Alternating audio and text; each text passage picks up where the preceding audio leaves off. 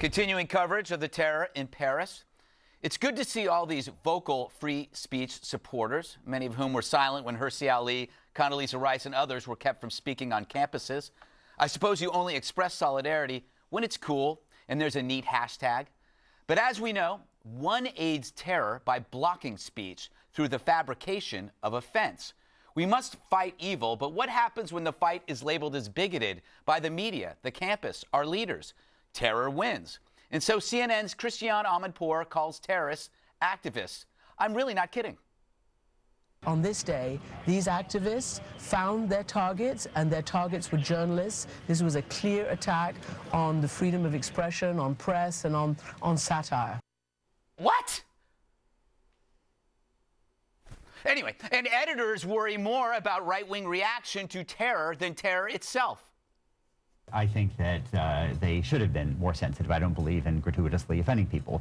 We have to be really, really careful not to respond to the extraordinary intolerance of these jihadis with our own intolerance. I think we have to be just as worried about the reaction to the attack from nationalists, from right-wingers, from people who have sought to drive this wedge, as it was described earlier, between the Islamic communities and the mainstream communities in Europe. I get it. The enemy is preordained. It's us, which means Howard Dean is right. This is a cult of apologists. But Dean is also right when he says this is not a religious issue, which means if I don't see Islam when I fight terror, then you cannot see Islamophobia when I fight it. What should we see instead? Again, a death cult, one that needs no understanding, just eradication. It would be nice for moderate Muslims to help, but if they don't, we can handle it. It's nothing personal, Muslims. Just step aside. Finally, where did this cult learn to punish language? From the Quran? From Al-Qaeda? How about Harvard? And our modern cult of hate speech activists who see language as violence, creating speech codes with penalties. Seeing activists silence critics so easily must make them drool with envy. All right, KG, is it time to retire the phrase Islamophobia? Because it's inherently meaningless. There is a fear of a religious belief.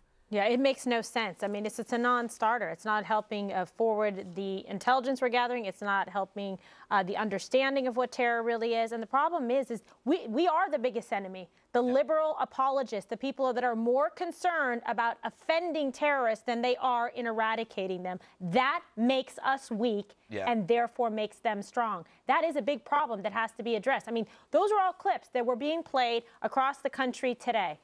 Afraid to call them terrorists, call them activists. They were all clips that we picked out for this show. They're all liberals, and the fact of the matter is, there's not been a conservative member in Europe who has raised their voice against this. The conservatives have been as mute on this, and the liberals have been wusses. I grant you that. But David Cameron, every British leader.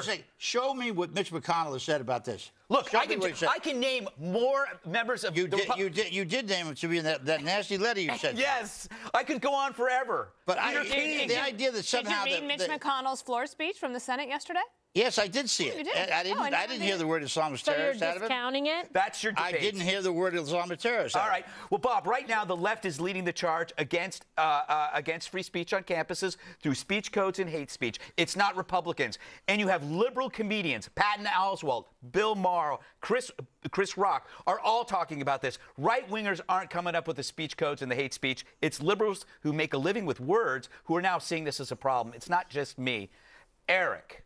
It seems like only there's a backlash. The backlash is when the tolerance freaks go after the victims of attacks. It's like they're worried about the attackers. And you hit on it. David Brooks hit on it earlier today. You guys are 100% right. The people who at Brandeis University, Rutgers, Harvard, Berkeley, this year alone, who've killed free speech, who've actually had people disinvited to speeches that they were going to make on their campuses, align more closely with the terrorists in Paris than they do with the people from Charlie Hebdo. I tried not to brag on myself, but when I took on the Muslims when they were killing Christians, I didn't hear people around this table talking about it. I'm talking about the left. What are you saying? That is not true at all. But then they want to go ahead, and then these same people want to go ahead and wear these pins and tweet, Je suis Charlie, I am Charlie. No, you're not. You're not. You're the opposite. You're more Al-Qaeda than you are Charlie. Bob, okay, you take on Muslims, Well, you didn't but really where mean are the that, people in charge? You didn't really mean that. What? You didn't mean to say that they're like Al-Qaeda more than... Well,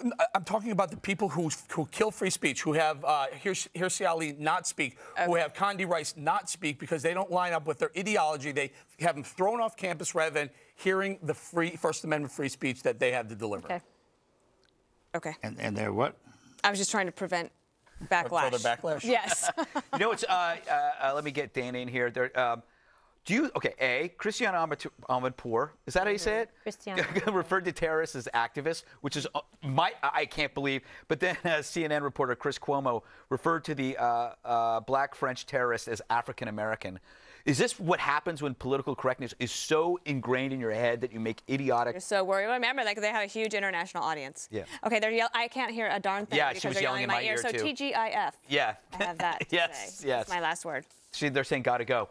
Oh, now I can hear them. Yeah. Okay. Next.